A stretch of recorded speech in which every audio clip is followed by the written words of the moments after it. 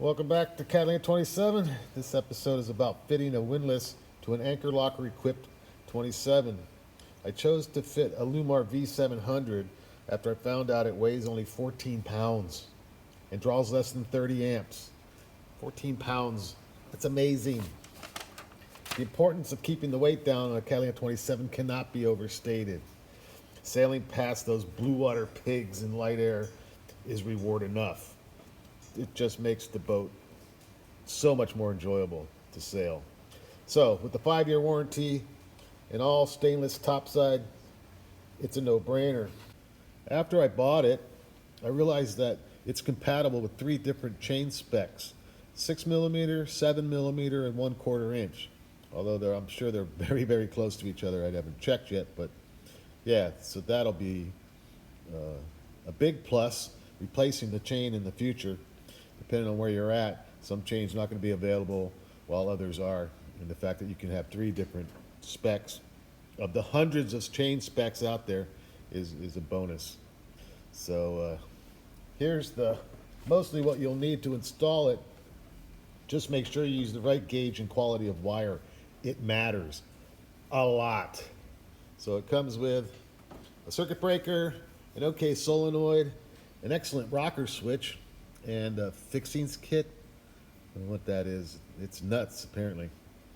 And yeah. After I cut the holes out of the anchor locker hatch cover, I found that it was a thickened epoxy core, which is really strong. It's quite nice. I was surprised, and it's like over a ½ inch, but more like 5/8 thick. So I thought maybe that with a mahogany or teak pad, another ½ inch or 5/8 thick, I'd have enough structure to take the loads. I'm mounting it so that the fall hole is as close to the center while maintaining an opening large enough to deal with the inevitable tangles. After drilling the holes, I actually put epoxy on the inside edges to seal things up a bit. Chamfering those holes is important. Everywhere you put sealant, it really helps out and makes a positive seal. So here's the block of mahogany that I had, and because the hatch isn't flat, I had to round out the block a bit so that it fit perfectly, because I didn't want it rocking around. Like right here, it's pretty good, but the front here is still knocking back and forth. Not cool. So I sanded it for another ½ hour and got that done, and then mounted everything up. I cut straight across from where the taper starts. You can see my line just behind the block. I had a few sticks of T-shaped anodized aluminum extrusion and thought, since I'm well beyond the point of no return with this hatch anyway, that I would add some stringers to beef it up a bit without adding too much weight. So I went and bent some cross pieces because they have to be curved to the same radius, so I used a press and just bent them up a bit. It worked pretty good. It puckers up the centerpiece, but I figure it's not going to hurt it, so should be all right. It's close enough. So I riveted up the straight pieces that I didn't have to bend, the 4 1/2 pieces. I just riveted those to the hatch cover, and no sealant or anything, because the whole thing's not going to be sealed anyway. And that's really going to be trying to push up against the deck. But I got the G-Flex out and some 404 high density filler, mixed that up, and then I glued down the cross pieces that are bent, because those are going to be different torsional loads on them. It's not just a straight up and down, so I thought I'd glue those all the way across. And yeah, it came out all right. Before mounting the windlass, I scuffed up and painted the underside with some Pettit Easy Bilge oil-based paint that really is some tough stuff. Because I hate metal shavings getting everywhere and causing problems, I did a temporary assembly to mark the studs for trimming, then removed the studs and cut them down. Oh yeah, I left some overhang on the aft crosspiece to support the opening section of the hatch. This and the non-skid will all get new gel coat. After that, I cut 2 8-inch and 2 4-inch strips out of the 2" by 1/8" aluminum bar I bought for 20 bucks at Ace.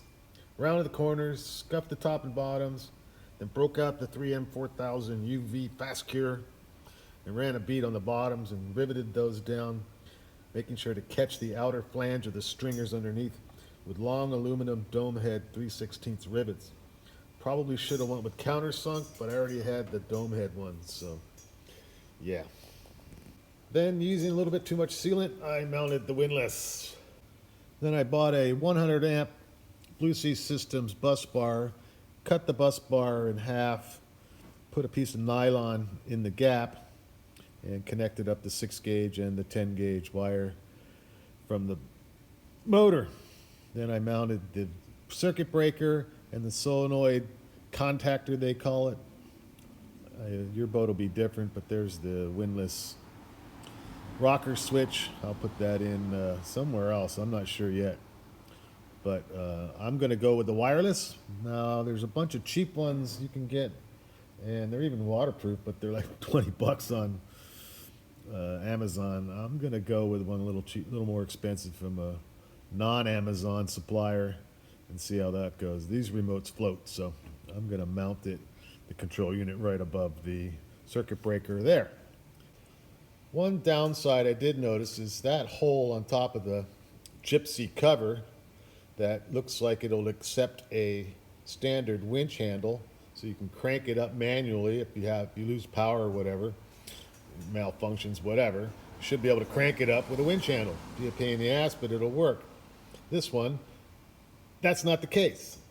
That is too small. It is not going to fit your winch handles from your winches in the cockpit or on the mast. It's actually accepts a 1/2 inch square drive, like the wrench that comes with it. This is what you're supposed to lift the anchor with, that thing. So I suggest bring a 1/2 inch crappy Craftsman ratchet with you. After I re-gel coat all the non-skid on the boat, I'm going to put a piece of leather across that gap there, some hinges over there, and yeah, I think the leather will clean up that gap real nice. It's going to get re-gel coated, so it should be fine. And there we have it. I'll get an anchor and try it out. So thanks for watching. See you next time.